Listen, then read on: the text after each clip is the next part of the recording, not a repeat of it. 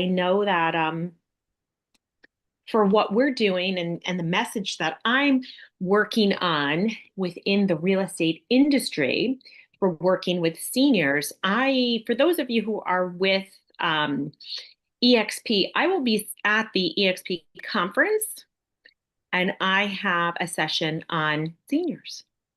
So it's going to be one of the first ones that they've had. And I spoke at our state level meeting Tuesday,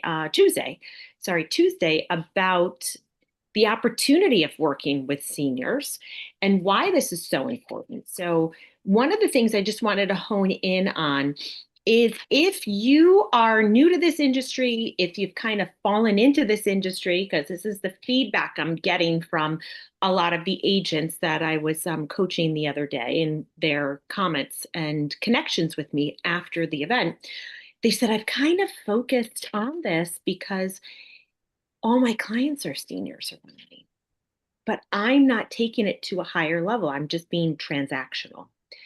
And so one of the biggest key pieces is know your stats, know your numbers. How many of you have done the research and know your numbers for the NAR 2025 data that has come out about the number of seniors who are right now buyers and sellers? How many of you know that off the top of your head? Okay. Do you think that's important ever when you're working with a buyer or a seller that might be a senior? Mm-hmm. Okay. So get your pens and papers out. This is going to be a little bit of a learning exercise today. And I was meeting with one-on-one coaching with Linda yesterday, and we kind of went through a bunch of this. So the NAR, I'm so sorry. Doorbell goes off, dog goes crazy.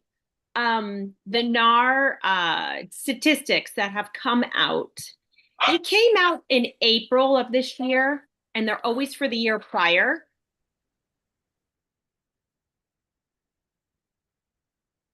Oh, can't hear you.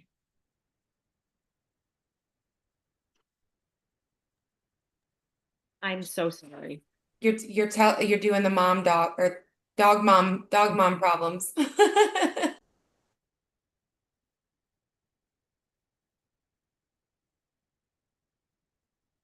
Thankfully, mine have started their 12-hour nap. I apologize. We had a gas leak in our dryer. Kind of important. Oh my gosh. We have a lot of people coming in and out of the house right now. He does not like it.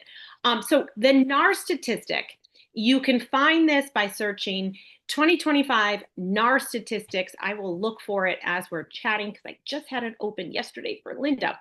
And on page 6 and 7 of these statistics, it is the home buyer and seller generational trends.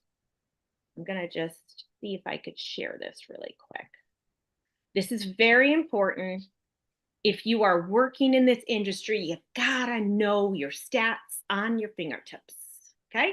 You have to know what is happening within this industry, why this is so important.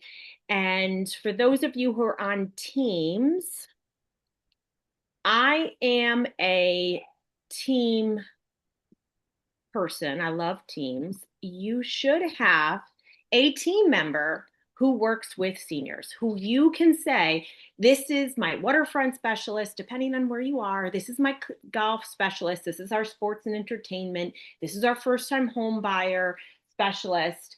You have to have these types of folks on your team so that you are well-rounded. And so a lot of us are solo agents, which is perfectly fine too. But this is a huge opportunity right now. So on page 6, I just shared the screen. This is the demographics. I use this in my presentations all the time because it's simple, it's clean, it comes from NAR, it helps to build that credibility, right? Page 7, my favorite slide. Buyers and sellers, all the percentages. From young boomers up to silent generation are the ones that are actively moving into assisted living and memory care right now, folks, and skilled nursing. Those are your 80 plus, okay? This is where a lot of my clients live. And it's hard that this is dark blue and light blue or medium blue. I wish it was like blue and green. So 58% of sellers are seniors. That's boomers and silent generation. 58%. Okay. That is up from 51% in 2024. The silver tsunami is here. 10,000 people a day are turning of age, 65 or older, qualify for Medicare. Medicare open enrollment is going to be here before we know it. All of those presentations are coming out. Little nugget for you. 31% of those are buyers, making up this demographic. I am also doing luxury training for my brokerage right now because I have to get luxury certified for them. And the interesting thing that I listened to in my training and heard was luxury clients. The ideal age bracket for luxury clients, guess what it is? Anyone have a guess? An age range? It's a 20-year age range. I would imagine they're boomers. Absolutely. 50 to 70 years old. And I was like, oh my gosh. That's right in line with what we're doing. You are at the right seat, at the right table, learning the right stuff for your listing presentations, your buyer presentations. This is what you're focusing on. These are the numbers that you need to know. I screenshot this and put it right on my presentations that I do. Now, remember, I do about 30 presentations a year. I'll be talking about this really briefly when I do my session at EXPN conference, because we got a lot of other stuff to get to, which is really important for the brokerage right now for what I'm doing with them. But why this is so important right now is this data doesn't lie. The numbers don't lie. Just like when you do a CMA, numbers don't lie. Now you can go through this and kind of like read what they have, home buyers. It really dives into a lot of stuff. I don't use this in my presentation. This is just good knowledge for you to know, okay? So I put that in the chat. I'm going to stop my screen share. That's a great thing for you to have at your fingertips. And I find data to be, I'm a data geek. I love data. That's just my thing. And so on Friday, I will be teaching the master class for those of you who are students of ours. I'll be walking you through my listing presentation. My listing presentation that I do, what I bring with me. I'll be sharing with you my slides, my presentation, my whole presentation. One of the most important things that I do is I let them lead me around the house. It's their home. I'm just a guest in it. And that was the biggest piece when we worked in senior living. This is their home, and it's an honor for you to work here. That was the mentality. That was part of the entire onboarding training for everyone. It was reminded at our daily huddles that we had, and that's something that is very, very important. So when you are working with seniors, it is their home, and it is a privilege for you to be invited in that home. Never lose sight of that. Matt Paxton talks about that all the time. For those of you who remember Matt Paxton from the show Hoarders, he has a new show out called Filthy Fortunes. We are the only national platform that he endorses for downsizing because he's the #1 downsizer in the United States right now. He has a book out too, which is a great book called Keep the Memories, Lose the Stuff. And he is one of our biggest supporters, which is really, really important to us. And we're honored to have that title from him. However, when he teaches how he goes through his presentation, because he hosted a presentation for me last January, when he preaches that and he shows people, It's all about the client. It is all about what, he has to offer them and how he can help them make this easier. So if you haven't read that book, it is an easy read.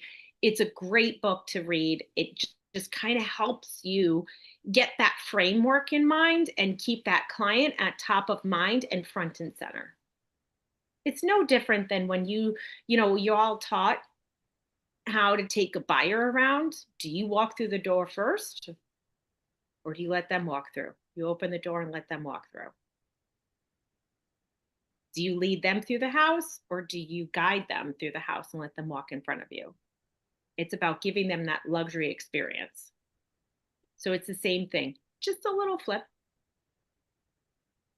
So does anyone have any comments on this? Thoughts? Will you put the name of that book in the chat? Absolutely. And I'll show you what the cover looks like. By the way, one of my sellers has a children's book on their dog. That's Oh, awesome. cute. They have a wolf dog that is famous. So we have a wolf sanctuary here called Shy Wolf Sanctuary. And this is Sam. Huh. He's only about 4.5 feet tall. He comes up past my waist. He's scary, but he's beautiful. He's very gentle too. This is the book, Keep the Memories, Lose the Stuff. You can get on Amazon too. Or you could do, if you do, I think it might be on, if you still use a Kindle. Some people do, some people don't. But I don't know if it's on Audible because I'm like an Audible person. Okay. But it's a really easy read. Okay. Great book. Tons of resources. I know my background's blurred, sorry. Mhm. You got like 20 something pages of resources. What to sell, what to donate, what to do with stamps. Like this is like huge. It is on Audible. It is. Okay, awesome. Because I'm like, I have that. I read it because I wanted to make sure that I knew what to do with the stuff. But like, take for instance, depression glass. I have a client that had a whole China set of that. What to sell, where to sell it, depressionglassforsale.com. Like these resources is huge. Yeah, I was gonna say that's like invaluable Correct. altogether. So the $12 book or whatever it is, I think it's like $12 or $14 is worth it just for the resource center in the back for you to keep with you. How many of you guys have or ladies, I should say, majority of us are ladies on here today. How many of you have a realtor bag in the back of your trunk? How many of you know what I'm talking about? I have a realtor basket. Yeah. Yeah, I have a trunk bag. It's black. I've always told my printer, who's my promotional guy, I want to create one as like a stamp and go type of a deal, right? Like a realtor bag in the back with the stuff that you need, your hammer, your hanging things, your paper towel, your toilet paper, big one, magic erasers, your dusters, all of your little things that are in there, your plastic bags, like whatever. Can you hold the need book for still? your- I can't see what it is. What is the book called there? Keep the Okay. memories, lose the stuff. Thank you. So this should be in there with your realtor bag because as you're at a house for the back, like model trains, I haven't come across a model train in a long time. I wouldn't even know what to do with it. But here it tells you what to do with it, right? I And so literally just had a model train a couple months ago. That would have been so useful. every time I think of model trains, I think of, I'm going to put the book title in the chat. I think of Young Sheldon. Mm-hmm. One of my buyers right now is a train guy, and he would love to have a 3-car stall garage so the third stall could be for his trains. Everyone's got a thing. Mm-hmm. Yeah. It's one of those things where it's like everyone's got a thing. So this is some great resources for you. And there's a lot of tips on here. Like the magic of upselling. You could just go to a page. You could create a whole blog series off of this book, an entire reel series where you talk about the top line things and then say, read more in my blog. I hear Coach telling us that we need to do a mini YouTube series, is what I'm hearing you tell us. So yesterday, I also went to a Finish 2025 Strong. So for all of you who, may know me, may not know me, I'm a huge proponent of coaches. I'm a coach for you all, but I have a coach. I have multiple coaches. So my coaches are helping me help you, help everyone grow, right? So if I stay stagnant, you're not going to grow. But I still sell real estate. So I'm in the trenches with you all, still selling, have 11 listings, 5 coming up. 3 of them are undergoing renovations right now by the same contractor that's CAP certified. And I'm like, today I'm going to a couple of different places getting pillows. Geez, I just never realized how expensive pillows are everywhere you go. Throw pillows are I just haven't bought throw pillows in years. $34 for 2 pillows. I'm like, wow, these are expensive. But needless to say, we're doing a lot of staging and renos on some of these. I think we have some photos, which is great. Removed an entire mirrored wall, including the trim and the air vent return with the levers, the lever things. They were also mirrored. It was very interesting. It was hideous. So we're like, that's not going to sell. But I'm doing the same thing that you all are doing with my clients here in Southwest Florida. And it's really important that you have the opportunity to know that I'm still growing and I have folks who hold me at a really high level. So I love planning out my social media. I also love making sure that we have a combination of reels and a combination of stagnant photos like carousels. And I like to see the data. My photos get more views than my reels. So I challenge you to see what Really? does better for you. So on Instagram, my reels do better, Okay. Yeah. but on Facebook, my stagnant post pictures do better. And do you generally find carousels do better than just plain photos? No. Interesting. Nope. I was gonna So- say my carousels do better if I'm using like one of the trending songs. Correct. But like you said, I feel like when I look at my metrics, because I've really started doing that the last couple of weeks, when I pay attention to my metrics, the carousels seem like they get a longer rate where they're actually looking at them, which almost is better for me. Yeah. And if you are a member, we now have a package out that helps you decide what you should be posting every day. And it gives you kind of a no-brainer Canva type template that you could go in and edit. So this is a brand new thing that we're kind of beta testing with our current members right now. And then we'll be layering in all of those pop-by ideas. We're trying not to overwhelm everyone. We're trying to like slowly integrate things to see how it is, get the feedback, see what you think of it. So it's a calendar for the entire month, which I love because it helps me. Like, what do I post today? What am I talking about? Should it only be about seniors? Should we have a mix of things? I like to put a mix of things in, and they're saying that the algorithm wants you to be authentic and show some of the behind the scenes things for what you do. on your day. But you want to know what's really hard? Is remembering to take the photo.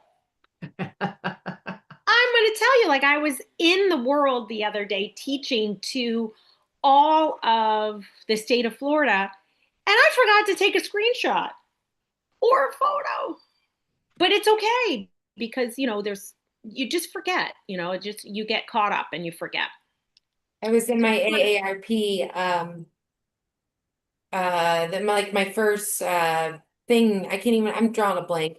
But yeah, I was there last night and didn't take any photos, yeah. So See if don't someone feel else bad. did and try and tag it in there. It's hard. I'm really good about doing that about my networking events that I do, and when I do that, we all have to take those pictures because we have to give them to the marketing and PR person. This book goes. Frankie said this book goes well with your probate presentation you did a while back. Yep. You discussed how to liquidate its item and where. She's 100% right. Yep. Thanks for that reminder, Frankie. Yeah, I love probate. I have one of those happening right now. And it's out of state. So the folks are out of state, and it's taken a labor of love to get this listing up online. But this is all important because it all ties in together. So your stats today are 50 to 70 years of age are luxury clients nationwide.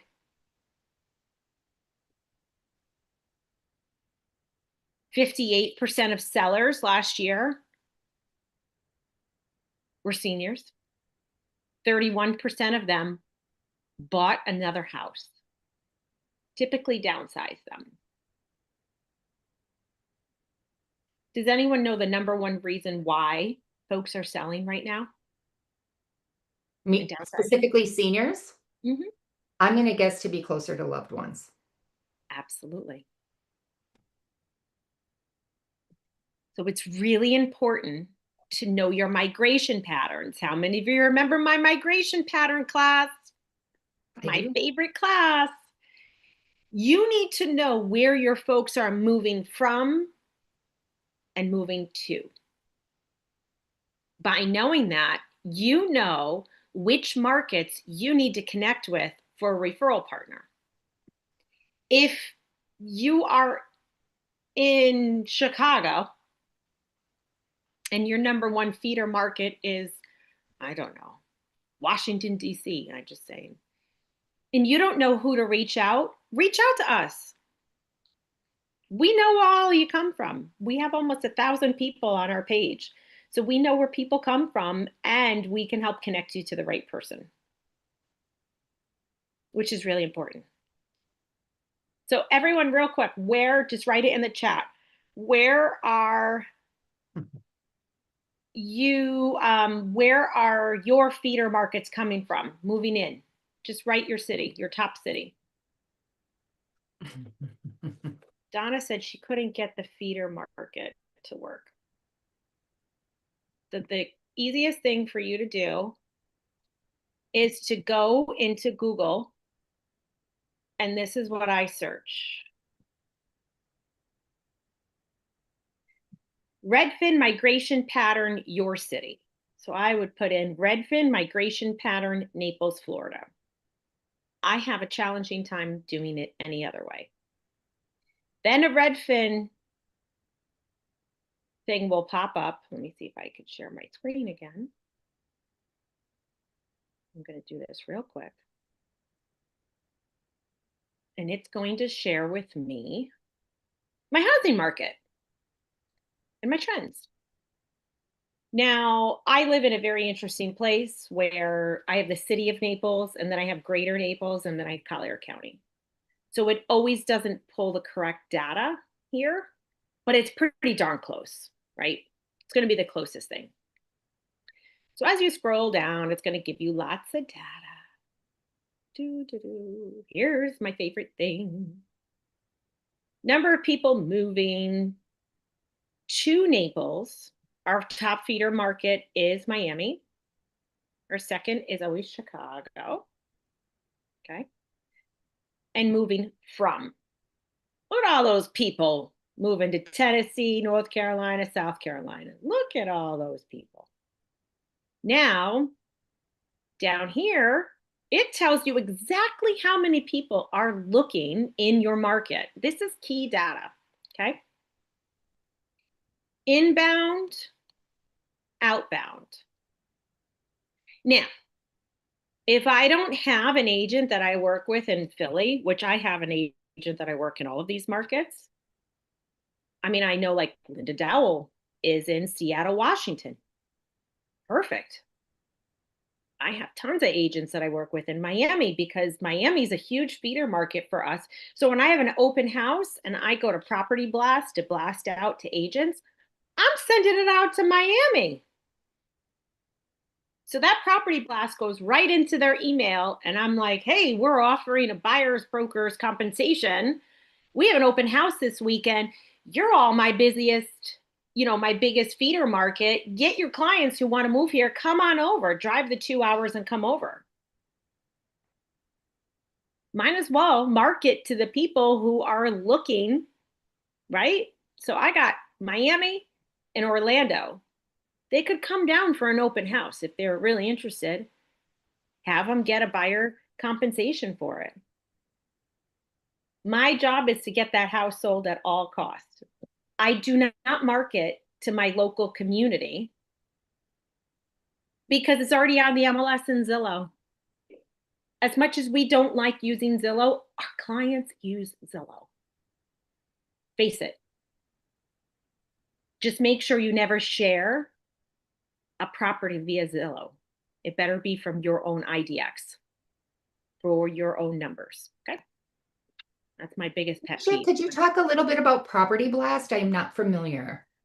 Property Blast is an MLS search and, buyer session. Let's see. It is a flyer that you could send out. You can either upload your own flyer or you can do a template. And it goes, let me see if I can do a past one. It goes out to agents that you choose which MLS it goes out to. You pay about $22 per MLS. And I normally send it out to my feeder markets, right? Let's see. So we had 4 open houses. Okay, this one I sent out. We view the flyer. You ever get these emailed to you? Mm-hmm. This is where you do it. Ah. I sent out these 4 open houses that we did. I spent about $100 sending it out. You have to have your broker and your license information on it. You'll get dinged from the MLS, okay? Just make sure you got all your stuff. Ooh. And then this goes out to all the agents, okay? We did 4 open houses this weekend and I got 5 offers. Nice.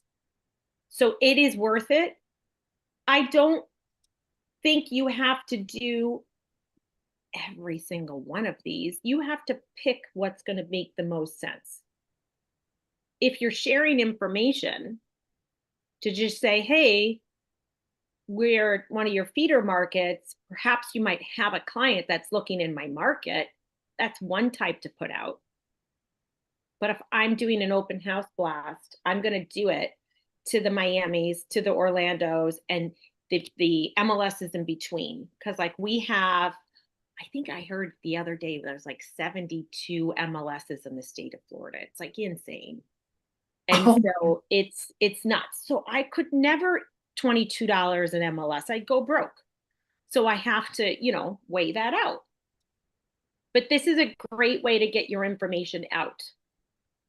And to know, like, hey, Knoxville, Tennessee. I have a Knoxville, Tennessee agent as well. I know a lot of people from my market are moving to your area. If I have anyone, I'm going to send them your way. But if someone reaches out to you first to say, hey, we want to go house shopping first, can we get that reciprocal partnership going?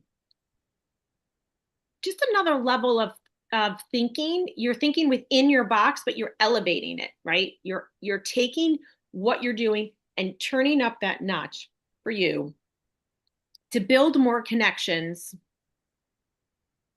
to get more referrals. Stop my screen share. And to make sure that you are utilizing your time the wisest. So Felicia, it makes total sense to me that you are targeting some neighboring MLSs that people have a 2 or 3 hour drive to get there. I was shocked to see that Albuquerque, New Mexico, and Miami, Florida are the number 1 and 2 feeder cities for Minneapolis. Who wants to move from New Mexico to Minneapolis? That blows me away. Crime. Yeah. So I feel like my strategy would be very different because obviously they're not going to drive up for an open house. Virtual open house. Okay. Okay. Remember I talked to you all Yeah. a little while ago, and I know we're going a few minutes over, about online selling. Mm-hmm. So in the class that I was at yesterday, one of the women in the class has adopted that. And so I was like, I've been talking about online selling. So she does a virtual open house at a time, invites her whole social media to it, and they run through the whole, she's already at the open house. They run through the whole thing online, on live, and she has sold multiple houses by doing it that way. Yeah. I've got a new house coming to the market next weekend. I'm glad we're having this conversation. Yep. And then the other thing that you can do is, instead, for that, you want to get the consumer. You could care less about the agents for live selling, right? Mm-hmm. What you're going to do for that is a Facebook ad from your open house. So you're going to boost that open house as an event on Facebook to that zip code with a 20-mile radius.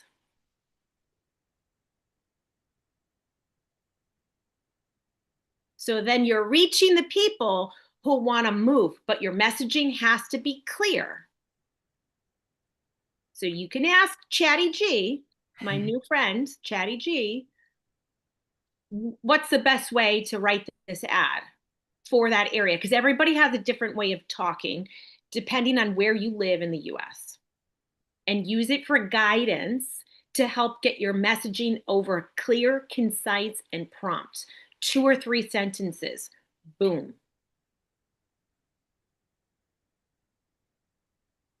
And this is going to help you. You're still serving your demographic, because when you have listings to sell, they're your senior clients. But what good is it holding all these listings if they're not going to sell? They're going to get anxious. They're going to be upset that the properties aren't selling. So you have to, I'm hoping y'all stay in good communication